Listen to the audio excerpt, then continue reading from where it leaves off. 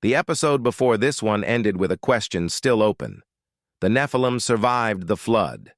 They spread, they multiplied, and by the time Moses sent 12 spies into Canaan, the land was organized into named giant clans. This episode focuses on one of them, the most documented, the most geographically rooted, the clan whose descendants would eventually produce Goliath of Gath, the Anakim. The story begins with a single name, Arba. Joshua 14:15 calls him the greatest man among the Anakim. He is the founder of the city that would be called Kiriath Arba, the city of Arba, which is Hebron. Arba fathered Anak, and Anak produced a line of descendants that eventually gave the Anakim their name. Hebron is not an ordinary city. Numbers 13:22 tells us it was built 7 years before Zoan in Egypt. Zoan is one of the oldest cities in the ancient world. That one sentence, dropped into the text almost as an aside, is making a significant claim. This city was old when Egypt was young, and when the Israelite spies arrived, the sons of Anak were living there. The spies named 3 of them, Sheshai, Ahiman, Talmai. Numbers 13:22. These are not vague references to large people. These are 3 named individuals, lords of the oldest city in Canaan, the same city where Abraham had purchased a burial plot, the same city where the patriarchs were buried. The giants had occupied the most sacred geography in the entire Israelite world. This is what the 10 spies came back reporting. Not that the land was bad. They said the land was good. They brought back a cluster of grapes so large it had to be carried on a pole between 2 men. The land was exactly what God had said it was. The problem was, who was in it? Israel waited 40 years. The generation that trembled died in the wilderness. And when a new generation finally crossed the Jordan under Joshua, the Anakim were still there, in Hebron, in the surrounding hill country. 400 years after the promise was made to Abraham, the same family still held the city. Joshua's campaign against them was systematic. Joshua 11:21 records it in precise terms. Joshua came and cut off the Anakim from the hill country, from Hebron, from Debir, from Anab, from all the hill country of Judah and all the hill country of Israel. He devoted them to destruction with their cities. Debir was a fortified city, ancient, walled, positioned in the hills.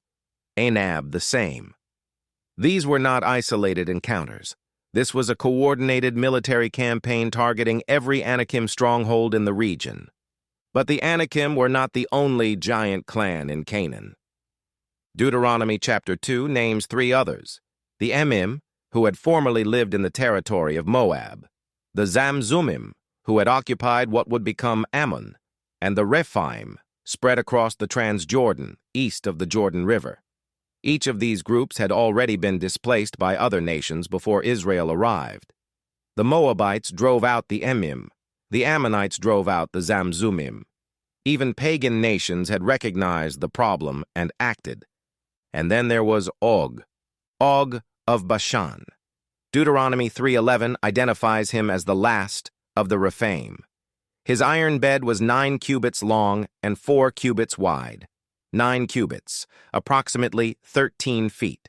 The text does not record this to impress. It records it because the bed still existed, in Rabbah of the Ammonites, where anyone could go and see it. A verifiable artifact, a public object. Og ruled 60 walled cities in Bashan. Deuteronomy 3:4. All these were cities fortified with high walls, gates, and bars. 60 of them. An empire east of the Jordan. The largest territorial kingdom in the region. Moses faced him at Edrei, and before the battle, God gave a specific instruction. Numbers 21:34. Do not fear him, for I have given him into your hand. The command not to fear appears every time Israel faces a giant king. It is not a general encouragement. It is a targeted instruction for a specific category of enemy. Og fell. His cities fell. The Rephaim as a territorial power east of the Jordan were finished. Joshua continued west. The northern campaign brought iron chariots into the conflict for the first time.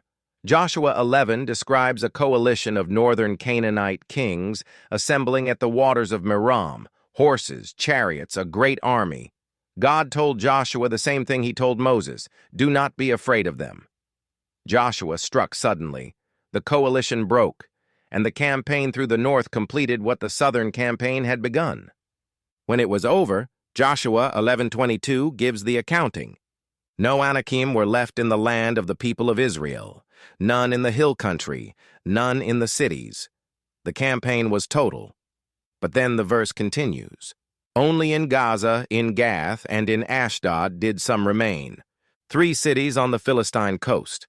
The Anakim, who had fled the hill country, had gone to the one place Joshua had not fully reached, the coastal plain, where Philistine military infrastructure was strongest, and iron chariots made inland campaign difficult. They would wait there for 300 years. In the valley of Elah, the Philistine army deployed against Israel. Out of the Philistine ranks stepped a champion. He came from Gath. He was descended from Rapha, the Rephaim ancestor. His name was Goliath. His height, his armor, his spear. These were not the random features of a large man. They were the inheritance of a bloodline that traced directly back to the Anakim of Hebron. A boy from Bethlehem crossed the valley to face him. David, the youngest of Jesse's sons, no armor, no military training, 5 smooth stones and a sling. You come to me with a sword and with a spear and with a javelin. But I come to you in the name of the Lord of hosts. The stone struck. The giant fell.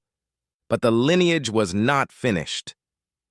2 Samuel 21 records 4 more encounters. Ishbi-Benob, who nearly killed David himself, struck down by Abishai. Saph, struck down by Sibbecai the Hushathite.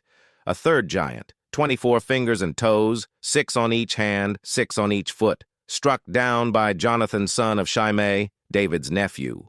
A fourth, all 4 from Gath. All 4 descended from the giants. All 4 fell. These 4 were descended from the giants in Gath, and they fell by the hand of David and by the hand of his servants.